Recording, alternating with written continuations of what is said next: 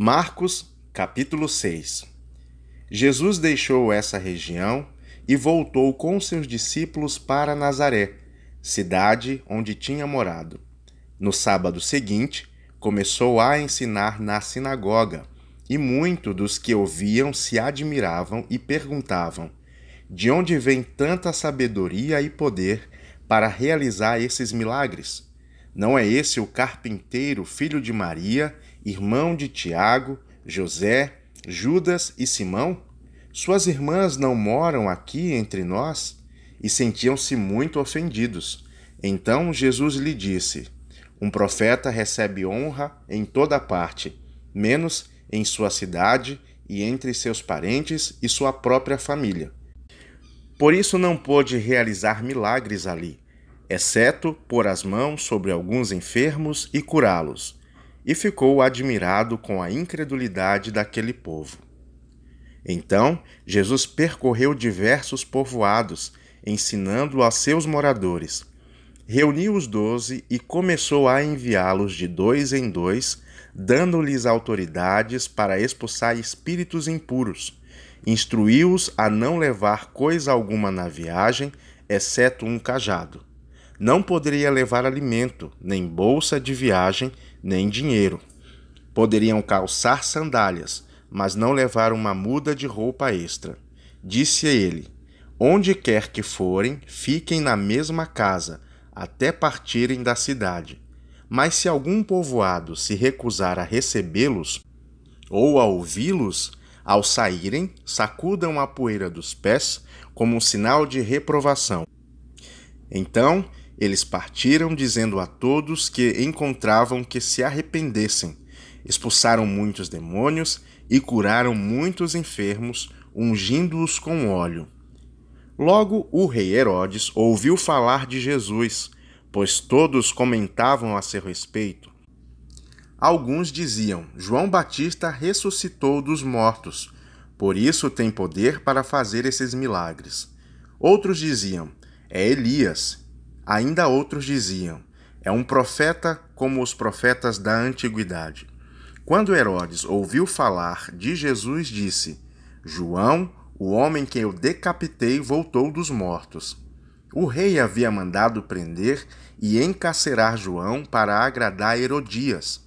Ela era esposa de seu irmão Filipe, mas Herodes tinha se casado com ela. João dizia a Herodes: é contra a lei que o senhor viva com a esposa de seu irmão. Por isso, Herodias guardava rancor de João e queria matá-lo, mas não podia fazê-lo, pois Herodes o respeitava e o protegia, sabendo que ele era um homem justo e santo. Herodes ficava muito perturbado sempre que falava com João, mas mesmo assim gostava de ouvi-lo. Finalmente, no aniversário de Herodes, Herodias teve a oportunidade que procurava. Ela deu uma festa para os membros do alto escalão do governo, para seus oficiais, militares e para os cidadãos mais importantes da Galileia.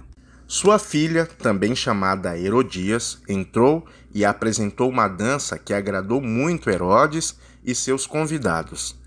Peça-me qualquer coisa que deseje, e eu lhe darei, disse o rei à moça. E ele prometeu sobre juramento: eu lhe darei o que pedir, até metade do meu reino. Ela saiu e perguntou à mãe: o que devo pedir? A mãe lhe disse: peça a cabeça de João Batista. A moça voltou depressa ao rei e disse: quero a cabeça de João Batista, agora mesmo num prato. O rei, muito entristecido com isso, mas por causa do juramento que havia feito na frente dos convidados, não pôde negar o pedido. Assim, enviou no mesmo instante um carrasco com ordens para cortar a cabeça de João e trazê-la. Ele decapitou João na prisão. Trouxe a cabeça num prato e entregou à moça, que levou à sua mãe. Quando os discípulos de João souberam o que havia acontecido, foram buscar o corpo e o colocaram numa sepultura. Os apóstolos voltaram de sua missão e contaram a Jesus tudo o que tinha feito e ensinado. Jesus lhes disse: vamos sozinhos até um lugar tranquilo para descansar um pouco, pois tanta gente ia e vinha que eles não tinham tempo nem para comer. Então, saíram de barco para um lugar isolado, a fim de ficarem a sós. Contudo, muitos os reconheceram e os viram partir, e as pessoas de várias cidades correram e chegaram antes deles. Quando Jesus saiu do barco, viu uma grande multidão e teve compaixão dela, pois eram como ovelhas sem pastor. Então começou a lhes ensinar muitas coisas. Ao entardecer, os discípulos foram até ele e disseram: Este lugar é isolado e já está tarde. Mande as multidões embora para que possam ir aos campos e povoados vizinhos comprar algo para comer. Jesus, porém, disse: Providenciem vocês mesmos o alimento para eles. Precisaríamos de muito dinheiro para comprar comida para todo esse povo, responderam. Quantos pães vocês têm? Perguntou eles. Vão verificar. E eles voltaram e informaram: 5 pães, 2 peixes. Então Jesus ordenou que fizesse a multidão sentar-se em grupos na grama verde.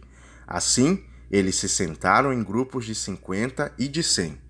Jesus tomou 5 pães e os 2 peixes, olhou para o céu e os abençoou. Então, à medida que ia partindo os pães, entregava-os aos discípulos para que os discípulos distribuíssem ao povo.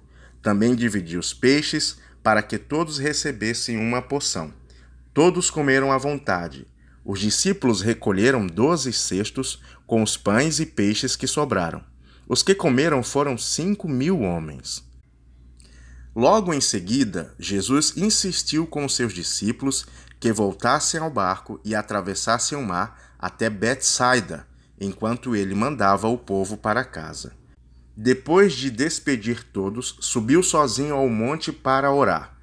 Durante a noite, os discípulos estavam no barco, no meio do mar, e Jesus sozinho em terra. Ele viu que estavam em apuros, remando com força e lutando contra o vento e as ondas. Por volta das 3 da madrugada, Jesus foi até eles caminhando sobre o mar. Sua intenção era passar por eles, mas quando o avistaram caminhando sobre as águas, gritaram com pavor, pensando que fosse um fantasma. Ficaram todos aterrorizados ao vê-lo. Imediatamente, porém, Jesus lhe disse: Não tenham medo, coragem, sou eu. Em seguida subiu no barco e o vento parou. Os discípulos ficaram admirados, pois ainda não tinham entendido o milagre dos pães. O coração deles estava endurecido. Depois de atravessarem o mar, chegaram a Genezaré, levaram barco até a margem e desceram. As pessoas reconheceram Jesus assim que o viram.